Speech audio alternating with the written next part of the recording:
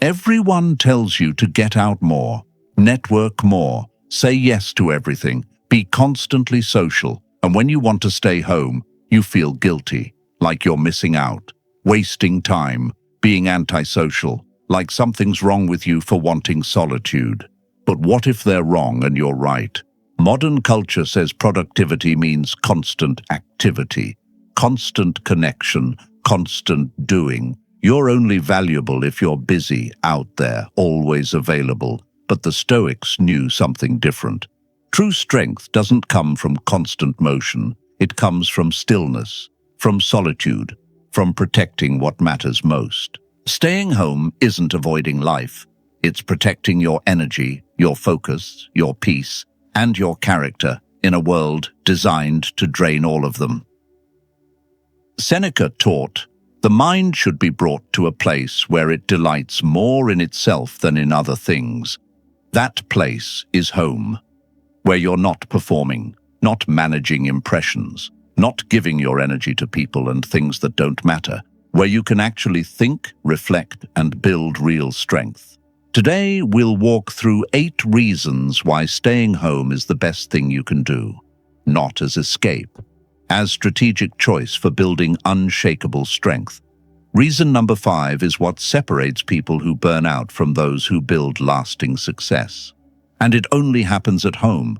By the end, you'll stop feeling guilty for staying home and start seeing it as your most powerful choice. If you've ever felt pressured to be constantly busy and social, this will show you why staying home is Stoic wisdom. Subscribe for strength through stillness. Now, let's begin. Reason 1. You protect your energy from energy vampires. Most social interactions drain you, not because people are bad, because every interaction is an energy exchange. Some people give more than they take. Most people take more than they give. And when you're constantly out there, constantly social, constantly available, you're constantly giving your energy away to people and situations that don't deserve it. Energy is a finite resource. You only have so much each day. Every conversation costs energy. Every social obligation costs energy. Small talk costs energy. Maintaining appearances costs energy. Managing other people's emotions costs energy. And when you're always out, you're always spending energy on things that don't matter. You come home exhausted with nothing left for what actually does matter. Your important work, your deep relationships, yourself. I know someone who said yes to everything social. Always out, always networking, always available for coffee, drinks, events, gatherings. Thought this was what success looked like. Being social, being connected, being busy. But they were constantly exhausted, irritable, unable to focus on anything important. Their work suffered because they had no energy left to do it well. Their close relationships suffered because they were too drained to show up fully. Their health suffered because they were running on empty. Finally started saying no, staying home more, being selective about who got their time and energy, and everything changed. Energy returned. Could actually focus on work that mattered. Work quality improved dramatically, had energy for the people who actually mattered. Those relationships deepened, felt like themselves again instead of exhausted shell going through motions, all because they stopped giving energy to low-value interactions and started protecting it at home. Here's what they realized. Energy vampires exist. Not malicious people, just draining people. People who complain constantly, people who need validation constantly, people who create drama, people who take without giving back. When you're always out, you're always exposed to them, can't avoid them, can't protect yourself. Your energy gets drained whether you want it to or not. Marcus Aurelius taught, protect your inner citadel, can't protect it when constantly exposed to external demands. Home is your fortress, where you guard your energy, where you choose who gets access to you, where you control your environment instead of being controlled by it. At home, you're not managing social obligations, not maintaining appearances, not giving energy to people who drain you. You recharge. You protect what matters. You spend energy on things that actually deserve it. This isn't being anti-social. This is being selective, quality over quantity, deep connections with few instead of shallow interactions with many. Protecting your energy at home is foundation for everything else. But reason 2 is about something you can only do in solitude. Reason 2. You actually have time to think and reflect. Deep thinking requires uninterrupted time. Reflection requires stillness. And when you're constantly busy, constantly social, constantly doing, you never have either. You're operating on autopilot, reacting instead of thinking, drifting instead of directing your life. Most people are so busy doing they never stop to think about what they're doing or why they're doing it. Without reflection, you repeat the same mistakes. Without thinking time, you stay on paths that don't serve you. You drift through years without ever evaluating if this is actually where you want to go. And by the time you realize you've been on the wrong path, years have been wasted. I watched someone live this way for years, constantly busy, no time to think. Meetings, social events, activities filling every hour. Life was happening to them, not by them. Never had time to stop and evaluate if any of this was actually what they wanted. Just kept moving because stopping felt wrong. Everyone else was busy, so they stayed busy too. Finally took a week off and stayed home. Minimal commitments, just time alone with their thoughts. First time in years they actually had space to think about their life. And what they realized was devastating and liberating at the same time. They'd been on the wrong path for years. Career didn't align with their actual values. Relationships were surface level because they'd never had time to go deeper.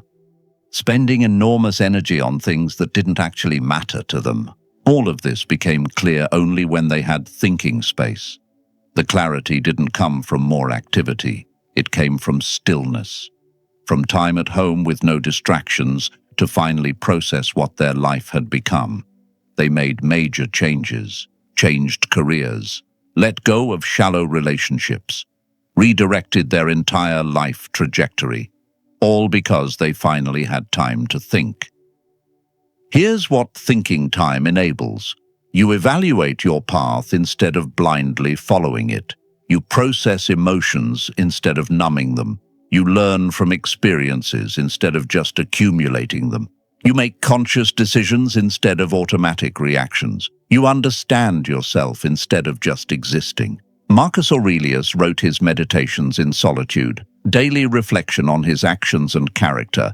He examined his day, his choices, his responses.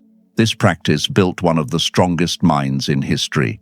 And he did it alone, at home, in stillness.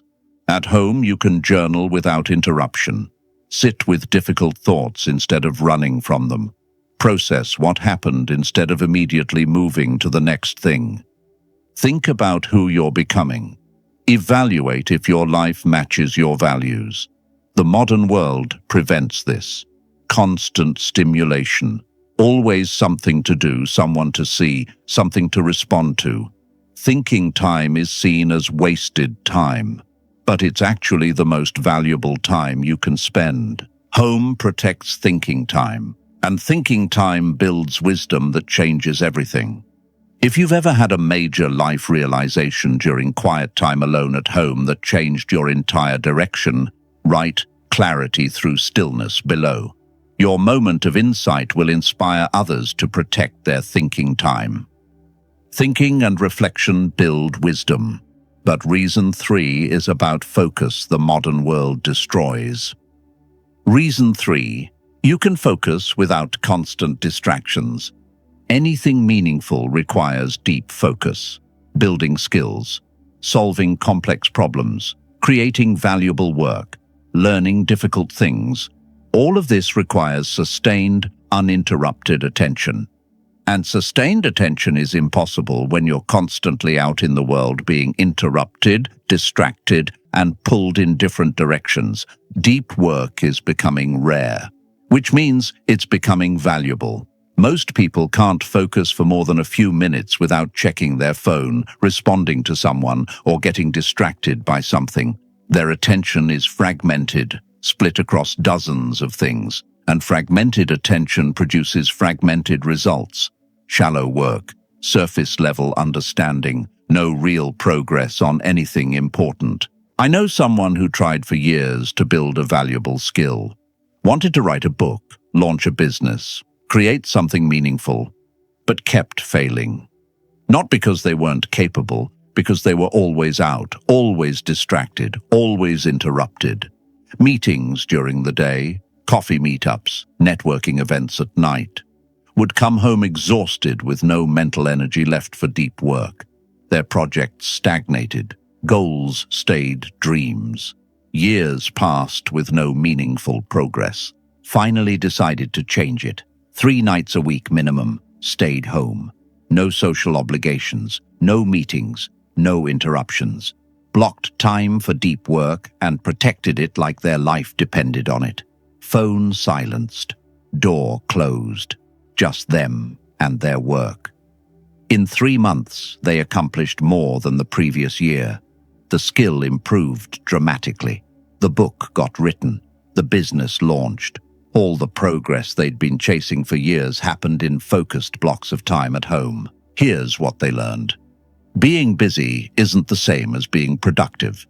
Going to networking events feels like progress. Having coffee meetings feels like work. But neither builds anything meaningful. Real progress happens in focused time alone. When you can work for hours without interruption. When your attention isn't split. When you're not managing social dynamics or responding to others. Just you and the work that matters. Cal Newport calls this deep work. The ability to focus without distraction on cognitively demanding tasks. It's increasingly rare in a world of constant interruption, which makes it increasingly valuable. People who can do deep work have massive advantage, and deep work requires protecting your time and space. Home is where you protect both. At home, you control interruptions. You set your environment for focus. No unexpected social demands, no one needing your attention, no managing anyone else's needs. Just hours of uninterrupted time to work on what actually matters. Out in the world, you're interrupted constantly, managing social dynamics, responding to others. Your attention fragmented across multiple things. Sustained focus is impossible. Epictetus taught, first learn the meaning of what you say and then speak. Can't learn without focus. Can't build skills without sustained attention. Marcus Aurelius did his best thinking and writing in solitude. Focus is how you build things that matter. And focus requires protecting your time at home. Focus at home creates real results. But reason 4 is about relationships most people get completely wrong. Reason 4. You build deeper relationships with the right people. Most people have hundreds of contacts and no real friends. They're constantly social, always out. Always networking, know everyone, but known by no one. Because they've spread themselves so thin maintaining shallow relationships, they have no energy left for deep ones. Breadth without depth, connections without meaning. And despite constant social activity, they feel completely alone. Deep relationships require time and energy. Actual conversations, vulnerability, presence. You can't build depth when you're scattered across dozens of shallow interactions. Can't know someone deeply when you're managing 100 surface-level connections. There's a trade-off. You can have many shallow relationships or few deep ones. Not enough time or energy for both. I know someone who had a massive social circle. Hundreds of people knew them. Always out at events, parties, gatherings. Thought this was success. Being known, being connected, but felt profoundly lonely. Eventually realized why. All their relationships were surface level. Everyone knew their social persona. No one actually knew them. No one understood their struggles, their fears, their real thoughts. They'd spent years building a network and had no actual friends. Started making a change. Stayed home more. Stopped maintaining relationships that didn't matter. Only invested time in people they actually cared about. The social circle shrank dramatically, from hundreds of contacts to a handful of close friends. and for the first time in years, didn't feel lonely anymore. Those few people actually knew them. Real conversations, real connection, real support, the depth they'd been missing while chasing breadth. Here's what they discovered. Shallow relationships come from being constantly social. Deep relationships come from being selective. When you're always out, you're maintaining appearances with many. When you stay home with the right few, you're building real bonds. Quality over quantity isn't just a saying, it's a necessity. You don't have energy for both. At home with the right people, actual conversations happen. You're not performing, not managing impressions, not rushed to the next thing. Time to be vulnerable, time to connect deeply, time to know and be known. This is what creates relationships that actually matter, that actually support you, that actually last. Seneca taught, "One who seeks friendship for favorable occasions strips it of all its nobility."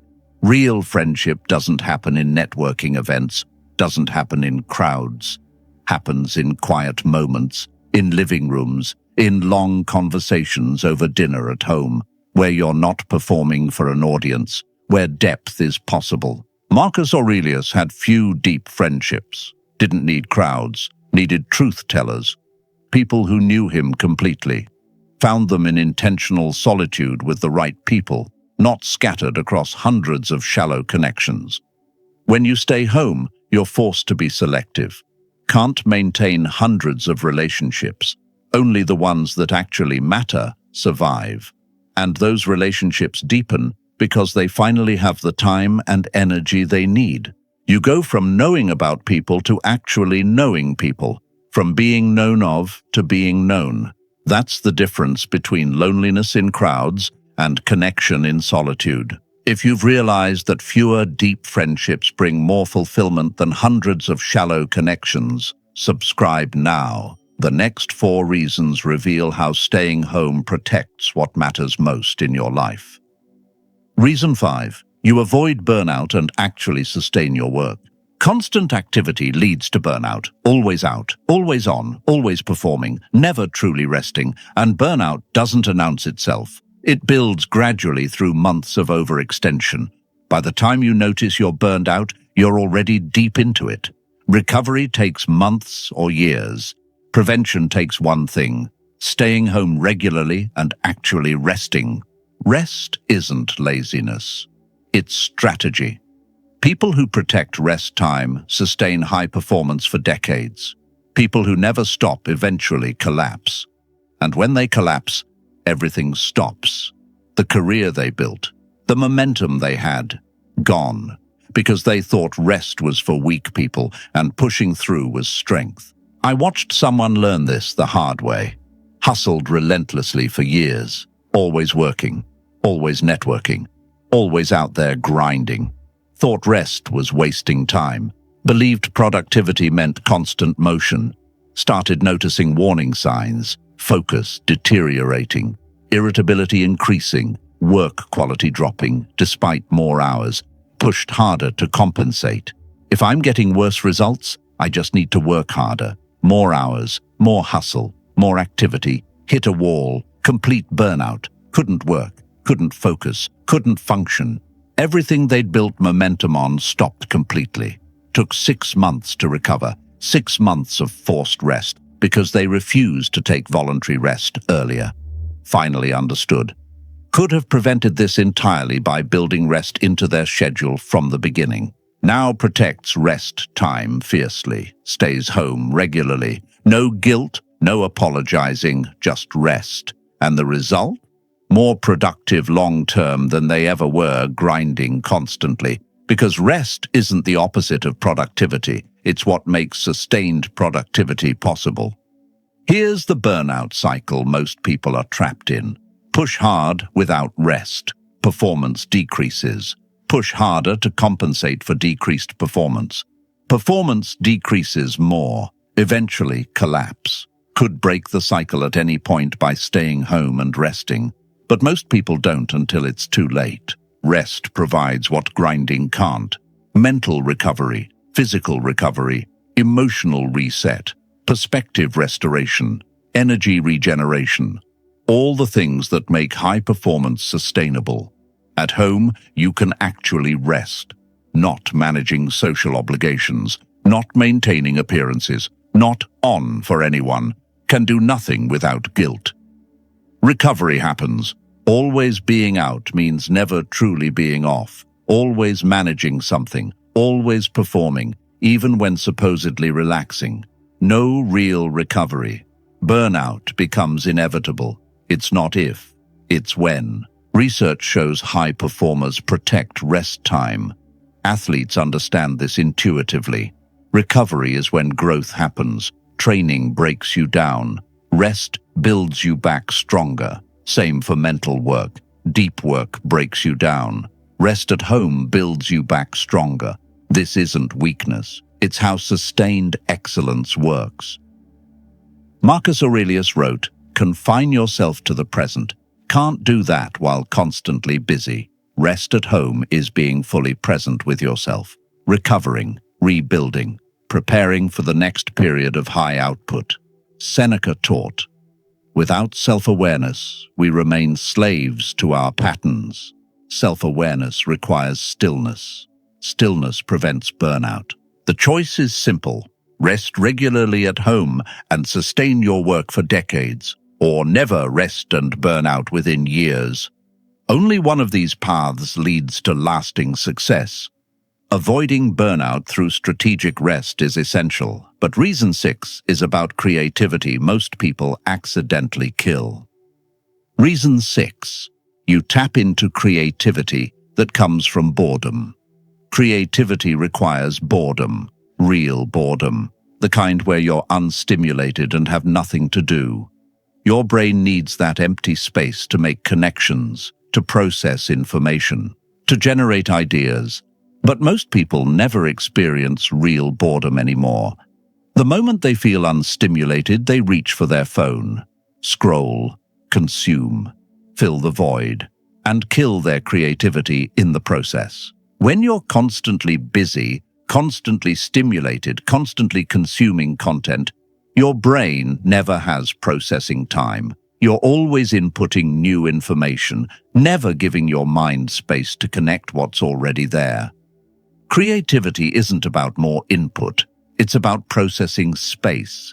And processing space only happens in unstimulated time, at home, bored. I know a creative professional who hit a wall, no new ideas, stuck in a rut, tried everything to break through, read more, consumed more content, went to more events looking for inspiration. Nothing worked. Ideas stayed stale. Creativity felt dead. Started wondering if they'd lost it permanently. Finally took a week off, stayed home, made one rule: no phone scrolling, no constant content consumption, just be bored.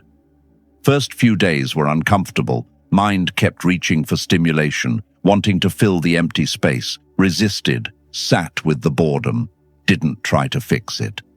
Then something shifted. Ideas started coming, not forced, just appearing. Solutions to problems that had been stuck for months, suddenly obvious. Creative breakthroughs happening in the shower, during walks, while doing nothing. Realized what had been blocking everything. Overstimulation. Was consuming so much input there was no space for ideas to form.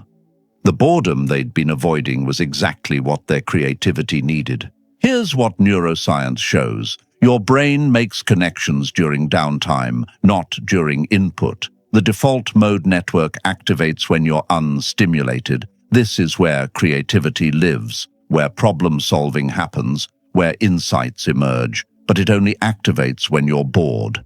When you fill every moment with stimulation, you shut down the exact brain network that generates creative ideas.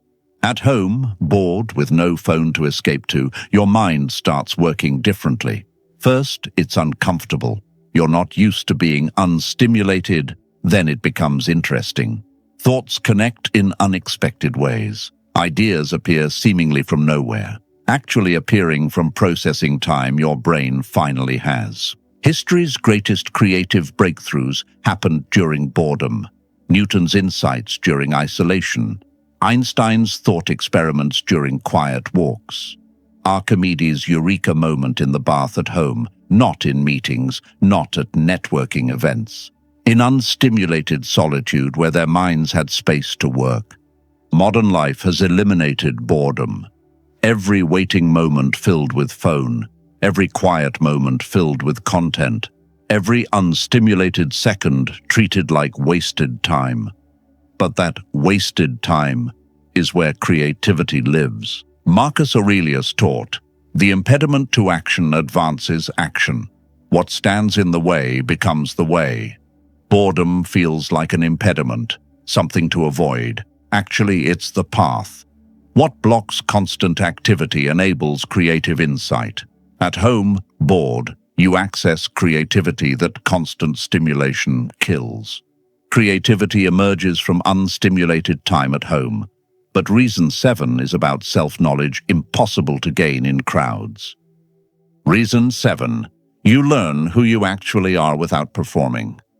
Most people don't know themselves, not really, because they're always performing, always managing impressions, always playing the role expected of them.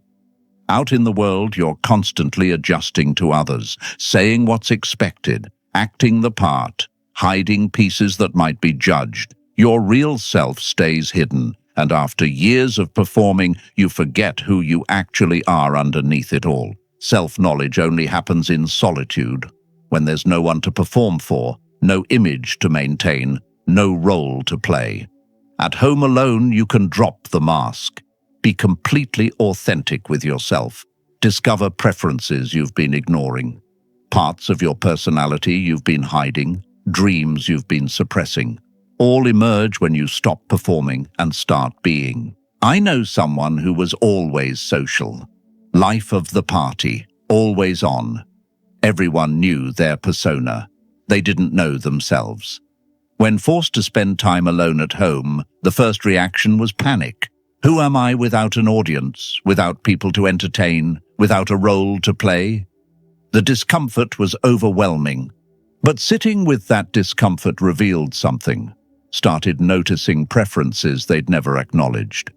Things they actually liked versus things they pretended to like to fit in.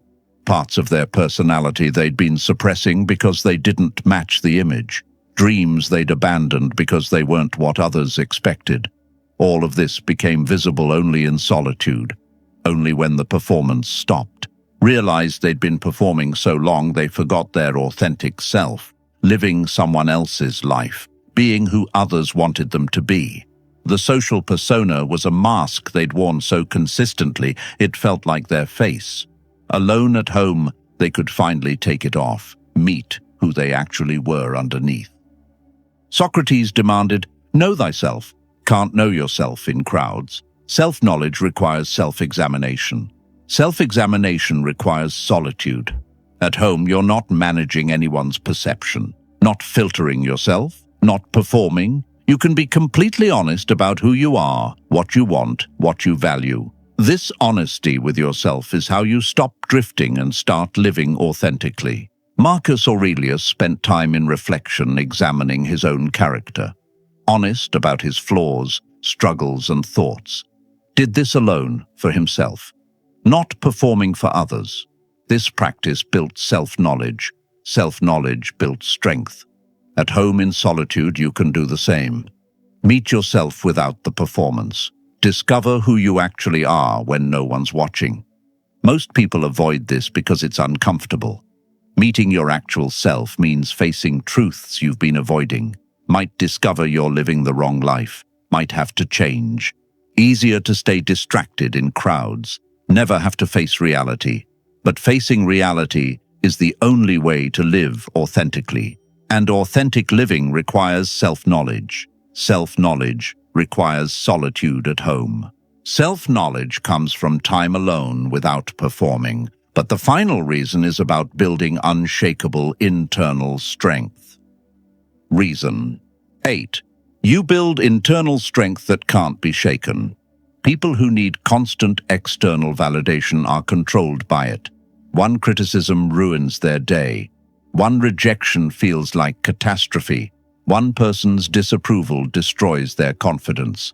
They're dependent on others for their sense of worth, and that dependence makes them fragile, weak, easily shaken by anything external. Internal strength is different.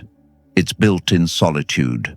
When you learn to be content at home alone, you become free.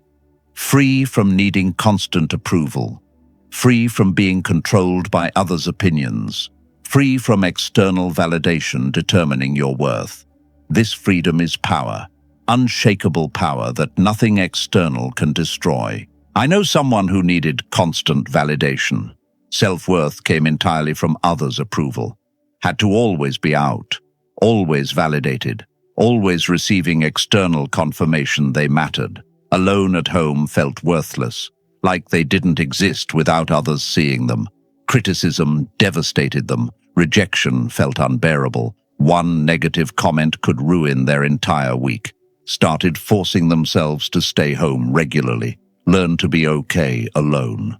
First weeks were brutal, felt empty without external validation.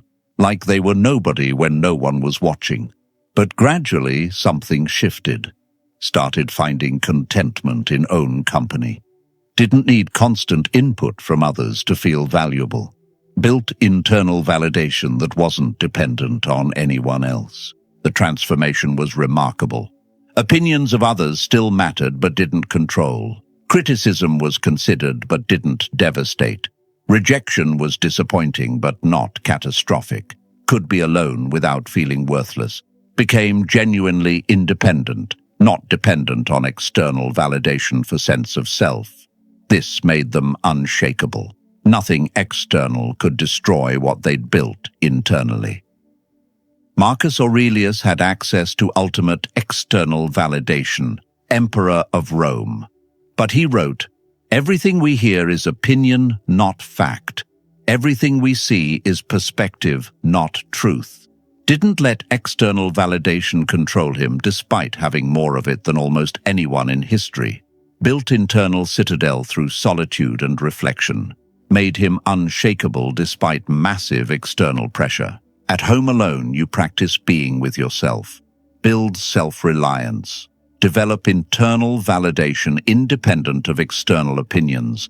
Create fortress that external world can't breach. This is Stoic strength. Not needing others to tell you you're valuable. Knowing it internally regardless of what anyone thinks. Epictetus taught, make the best use of what is in your power and take the rest as it happens. What's in your power is your internal strength. Build it at home. Build it in solitude. Build it through learning to be content with yourself. Then nothing external can shake you. No criticism, no rejection, no disapproval. You're free because you're strong within yourself. When you can be content at home alone, you're truly free. That's the ultimate reason staying home is the best thing you can do. It builds the one thing that matters most, unshakable internal strength. 8 reasons staying home is the best thing you can do. Protect energy, time to think, focus without distraction, deep relationships, avoid burnout, tap creativity, learn who you are, build internal strength. Subscribe now to keep learning Stoic wisdom that builds real strength through intentional living. This isn't avoiding life, it's protecting what matters in a world designed to drain you. Strategic choice for building unshakable strength. Start with 1 night a week staying home intentionally. No guilt, no obligations, just be home. Protect that time like an important meeting. Notice what changes. Energy returns. Focus improves. You remember who you are. World will pressure you to constantly be out, busy, social. Resist that pressure. Seneca knew the mind should delight more in itself than other things. Your power lives in solitude. Protect it. Stay home. Stay strong. Stay stoic.